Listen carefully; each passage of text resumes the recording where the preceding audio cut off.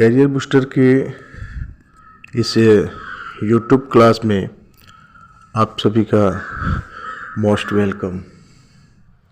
मैं सोहराब सर। सबसे पहले आपको बता दूं कि कैरियर बूस्टर हमारा इंस्टीट्यूट का नाम है, जहां पे 11th 12th के सभी सब्जेक्ट की पढ़ाई की जाती है। फिजिक्स, केमिस्ट्री, बायोलॉजी और मैथमेटिक्स। पढ़ाने का मोड हमारा ऑनलाइन ऑफलाइन दोनों मोड है, और जो भी क्लास होता है वो बाइलिंगुअल होता है, इंग्लिश हिंदी और दोनों में। हमारा व्हाट्सएप नंबर है 7277612546।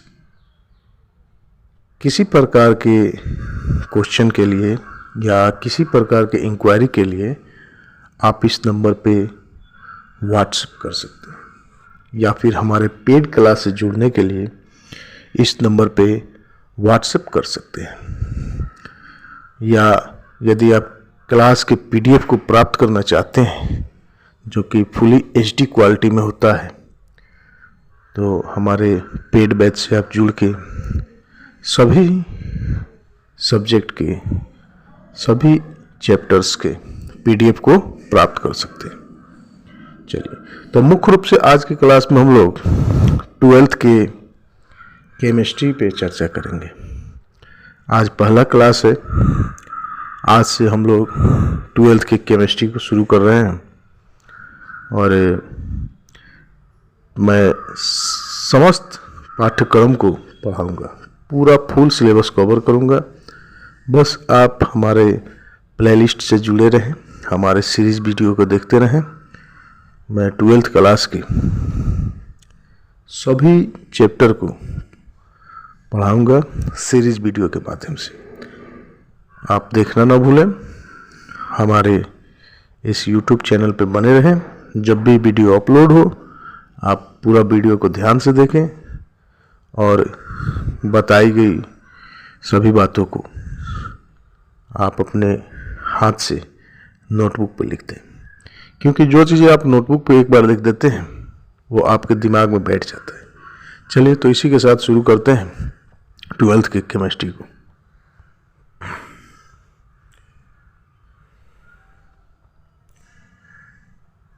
The word chemistry derives from the word alchemy, which is made from the Arabic word alchemia, which means art of alchemy.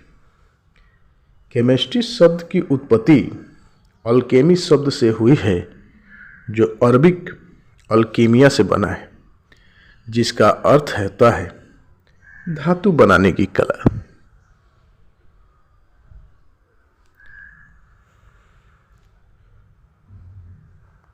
Father of chemistry की अगर हम लोग बात करें, रसायन के पिता की बात करें, तो Antonio Lavoisier is known as father of chemistry.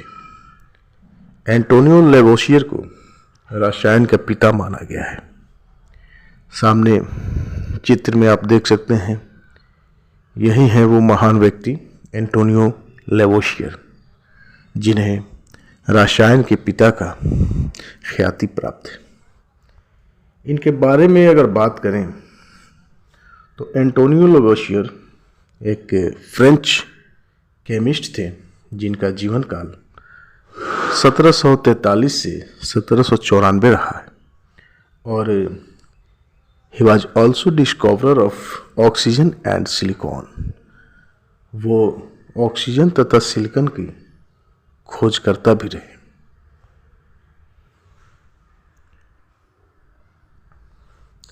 बात करते हैं केमिस्ट्री क्या है। What is chemistry? Chemistry is that branch of science which deals about nature, composition and structure of any substance। अर्थात रसायन विज्ञान की वह शाखा जिसके अंतर्गत हम किसी पदार्थ की प्रकृति, संरचना तथा बनावट इत्यादि का अध्ययन करते हैं, रसायन शास्त्र कहलाती है।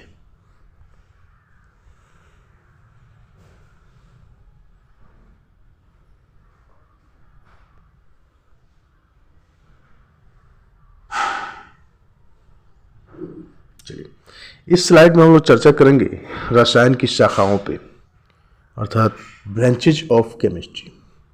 There are following branches of chemistry. रसायन विज्ञान की प्रमुख शाखाएं निम्नलिखित हैं। रसायन विज्ञान की मुख्य रूप से 3 शाखाएं होती हैं जो आप लोग देख सकते हैं। ए में फिजिकल केमिस्ट्री अर्थात भौतिक रसायन, बी ऑर्गेनिक केमिस्ट्री अर्थात कार्बनिक रसायन, और सी इनऑर्गेनिक केमिस्ट्री अर्थात अकार्बनिक रसायन। बात करते हैं फिजिकल केमिस्ट्री की अर्थात भौतिक रसायन की। That branch of chemistry which deals about the physical nature of material is called physical chemistry. रसायन विज्ञान की वह शाखा जिसके अंतर्गत हम किसी पदार्थ के भौतिक गुण का अध्ययन करते हैं, भौतिक रसायन कहलाता है।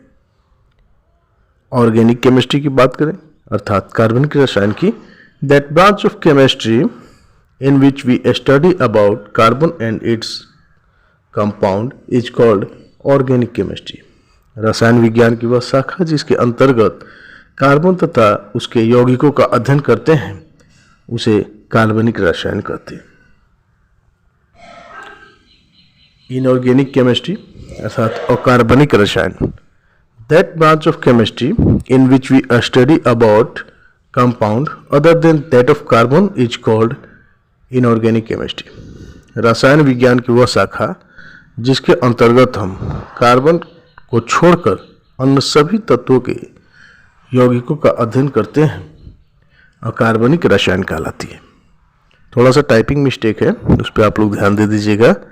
जो मैं बोल रहा हूँ उसके अनुरूप लिखिएगा।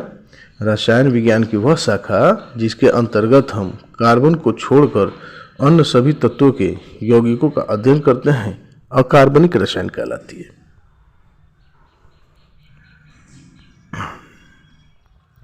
ये आपके सामने 12th क्लास के केमिस्ट्री का सिलेबस है। बिहार बोर्ड, CBSE सबके लिए ये सिलेबस है। देख सकते हैं चैप्टर नंबर 1 है सॉलिड स्टेट अर्थात ठोस अवस्था। चैप्टर नंबर 2 है सॉल्यूशन अर्थात विलयन। चैप्टर नंबर 3 है इलेक्ट्रोकेमिस्ट्री अर्थात विद्युत रसायन। चैप्टर नंबर 4 है केमिकल काइनेटिक्स अर्थात रासायनिक बल गतिकी। चैप्टर नंबर 5 है सरफेस केमिस्ट्री अर्थात सतह रसायन। ये चैप्टर नंबर 1 से लेकर चैप्टर नंबर 5 तक है। ये पांचों चैप्टर फिजिकल केमिस्ट्री के अंतर्गत आता है और एग्जाम में इससे टोटल 23 मार्क्स के क्वेश्चन आते हैं। अप्रॉक्स 23 बोले तो ज़्यादा अच्छा रहेगा, क्योंकि हो सकता है 1-2 नंबर ज़्यादा भी आ जाए और 1-2 नंबर कम भी आ जाए। ठीक है, तो यूनिट 1 से यूनिट 5 तक फिजिकल केमिस्ट्री का सिलेबस दिया हुआ है।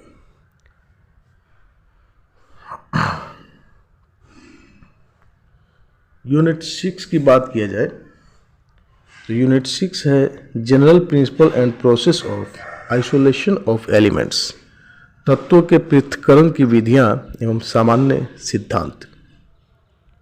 यूनिट 7 पी ब्लॉक एलिमेंट्स अर्थात पी ब्लॉक के तत्व, और यूनिट 8 है D and F block element अर्थात डी तथा एफ ब्लॉक के तत्व। यूनिट 9 है कोऑर्डिनेशन कंपाउंड्स अर्थात उप सह संयोजी यौगिक। तो हम सभी देख रहे हैं कि यूनिट 6 से लेकर यूनिट 9 तक जो 4 यूनिट है, इन चारों से मिलाकर अप्रॉक्स लगभग 19 मार्क्स का क्वेश्चन आपके फाइनल एग्जाम में आते हैं। और ये यूनिट 6 से लेकर यूनिट 9 तक जितना यूनिट है ये सारा इनऑर्गेनिक केमिस्ट्री के अंतर्गत आता है, अकार्बनिक रसायन के अंतर्गत। और आज से हम लोग अकार्बनिक रसायन ही शुरू करने वाले हैं। आप हमारे सीरीज वीडियो में बने रहेंगे, 1 बाय 1 करके मैं केमिस्ट्री के सारे एक्सरसाइज को ख़त्म करूंगा काफ़ी अच्छे ढंग से, जो आपके बोर्ड एग्ज़ाम के लिए बहुत ही महत्वपूर्ण होगा। बस आप हमारे सीरीज वीडियो से जुड़े रहें, सारे वीडियो को देखें, जितनी बातें समझाई जाए उसके अपने हाथों से अपने नोटबुक पे लिख लें और उसे अच्छी तरह से याद कर लें। ठीक है,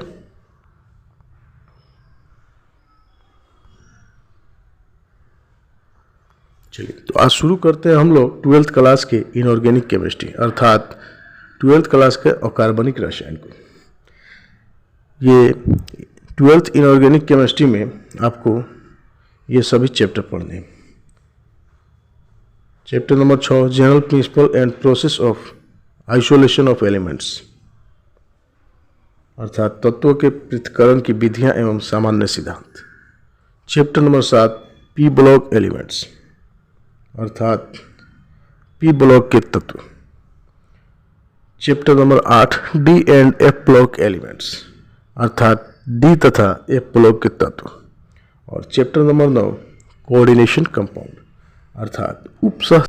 12th इनऑर्गेनिक केमिस्ट्री में आपको मुख्य रूप से यही 4 यूनिट्स पढ़ने हैं, 6 से लेकर 9 तक।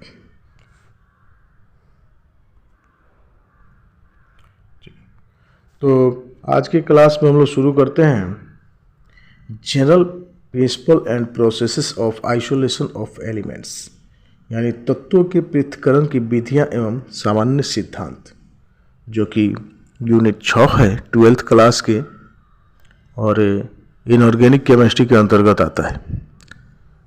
ये इस चैप्टर को ही नहीं बल्कि समस्त रसायन शास्त्र को मैं वीडियो के माध्यम से काफ़ी अच्छे तरीके से पढ़ाऊँगा। बस आप सभी हमारे सीरीज वीडियो से जुड़े रहें, सारे वीडियो को देखें, सारी बातों को ध्यान से सुने और उसे अच्छे से कहीं लिख लें, क्योंकि जो बातें आप लिख लेते हैं वो आपके दिमाग में बैठ जाती है, जिन्हें आप कभी भूल नहीं पाते। तो बस आप वीडियो में बने रहें लास्ट तक और जितने भी वीडियो डाली जाए प्लेलिस्ट से 1 by 1 निकाल कर आप उसे देखें और बातों को ध्यान से सुने और अपने हाथों से लिख लें।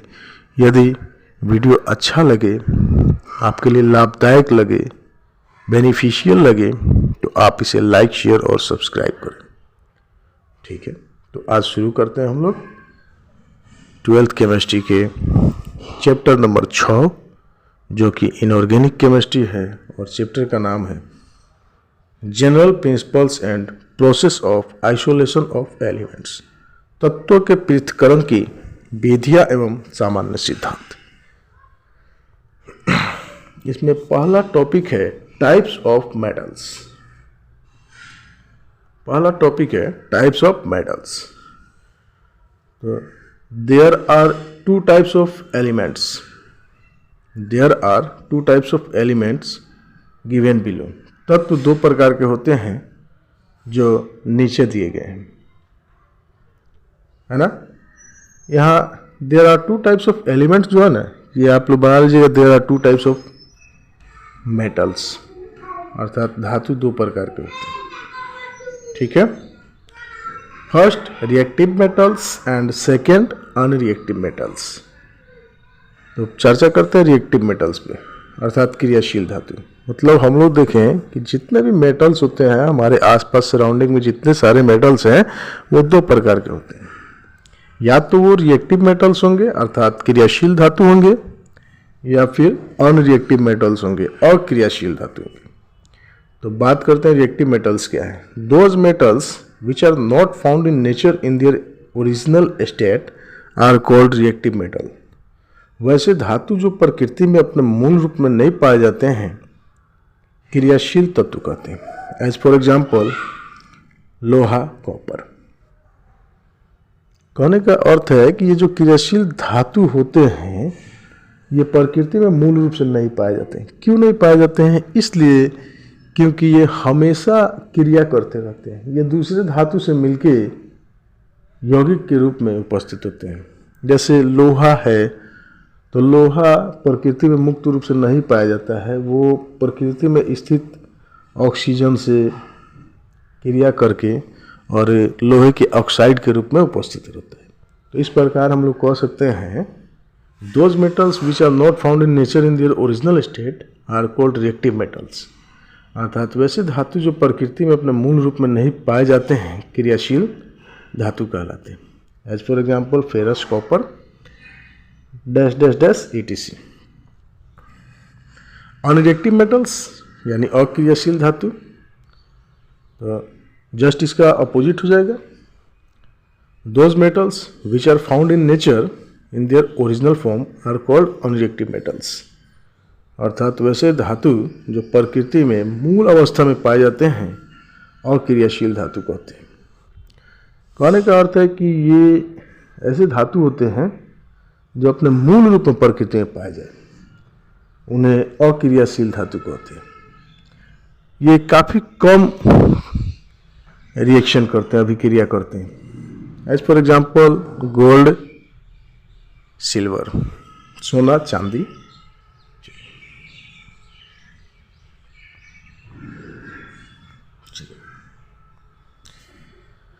शुरू करते हैं नेक्स्ट टॉपिक। क्वेश्चन है define each of the followings. निम्नलिखित को परिभाषित करें।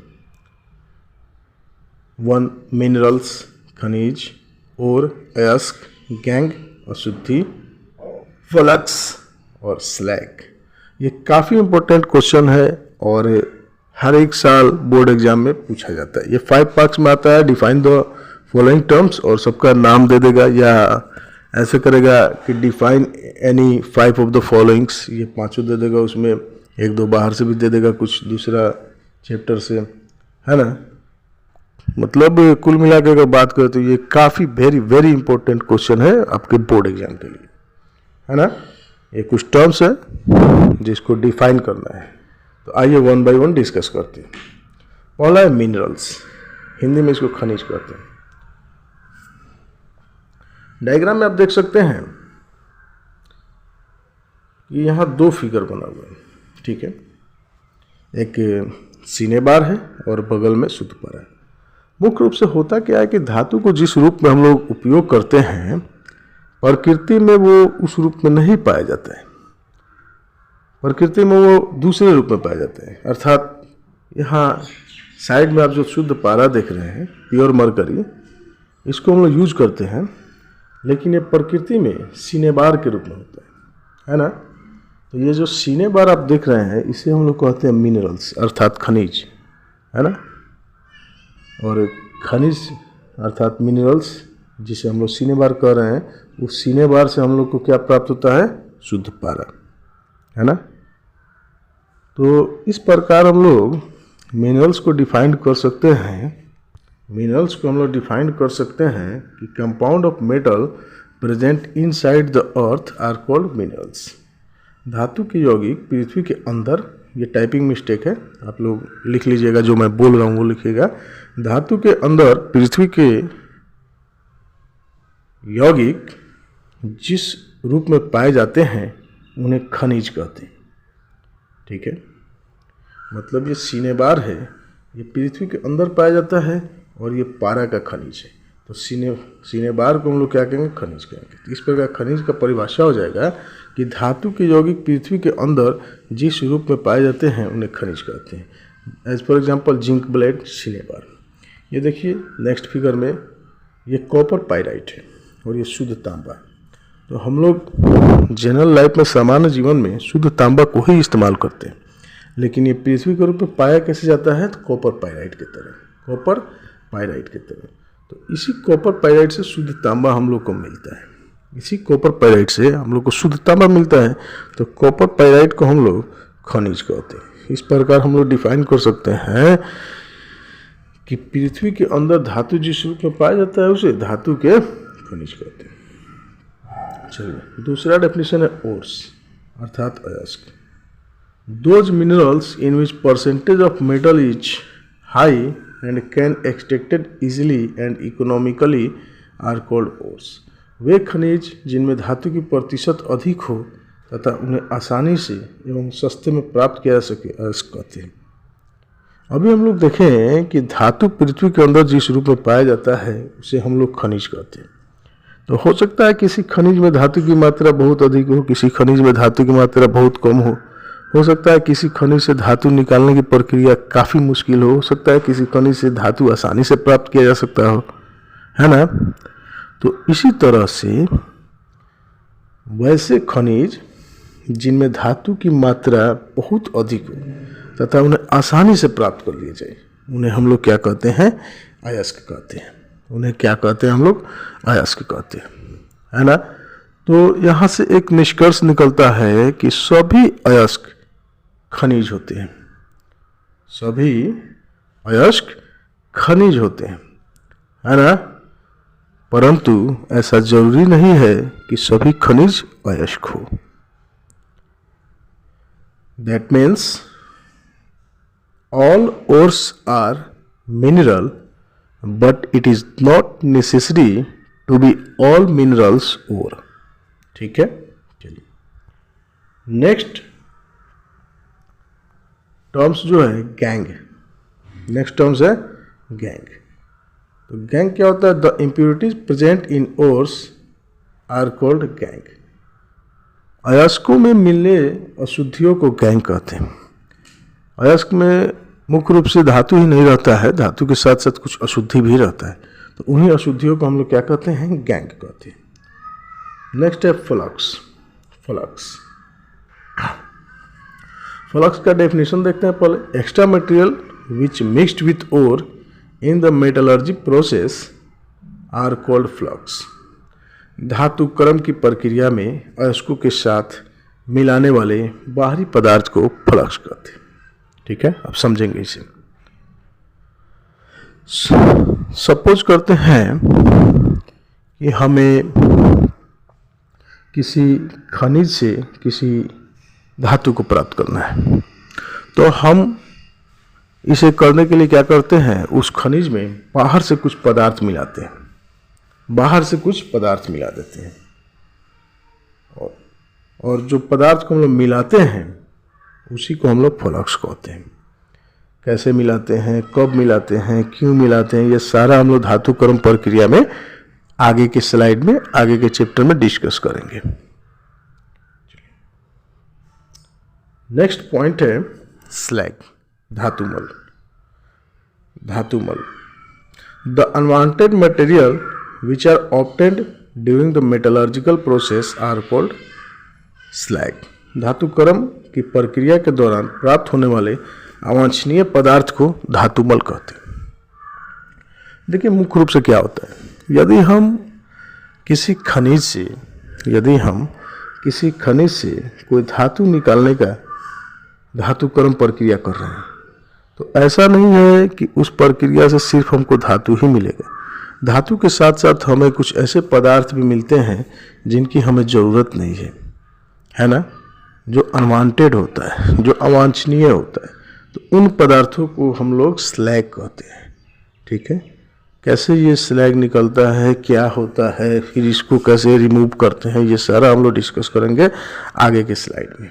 ठीक है, चलिए तो आज का क्लास यहीं तक रहने देते हैं। क्लास कैसा लगा आपको, आप हमारे हौसला बढ़ाने के लिए कमेंट बॉक्स में कमेंट जरूर कीजिएगा। ऐसे करने से हमें सकारात्मक ऊर्जा मिलता है। नेक्स्ट क्लास में हम लोग डिस्कस करेंगे important metals and their minerals, अर्थात महत्वपूर्ण धातु और उनके खनिज। अगले क्लास में हम लोग डिस्कस करेंगे। तो अगला वीडियो आने से पहले आप लोग का ये होमवर्क रहेगा कि इस वीडियो में जितनी बातें हमने आपको बताई वो सारी बातें आप ध्यान से सुने और उन्हें कॉपी पे अच्छी तरह लिखकर याद कर लें। मैं आपसे वादा करता हूँ कि 12th क्लास के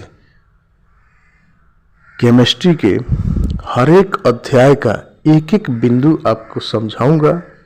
इससे वीडियो के माध्यम से सारे सिलेबस को मैं ख़त्म करूंगा आपके सामने, और सभी बोर्ड एग्जाम के क्वेश्चन को भी मैं कराऊंगा। चैप्टर के अंत होने के बाद इस चैप्टर से संबंधित जितने भी एनसीईआरटी टेक्स्ट बुक में क्वेश्चन है वो सारे प्रश्न को मैं सॉल्व कराऊंगा।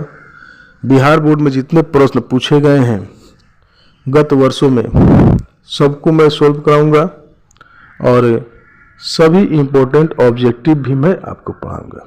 बस आप हमारे वीडियो में बने रहें, वीडियो में बताई गई सभी बातों को ध्यान से सुनें, लिखें और उसे याद करें। और यदि ये आपको अच्छा लगे तो आप लाइक, शेयर और सब्सक्राइब जरूर करें।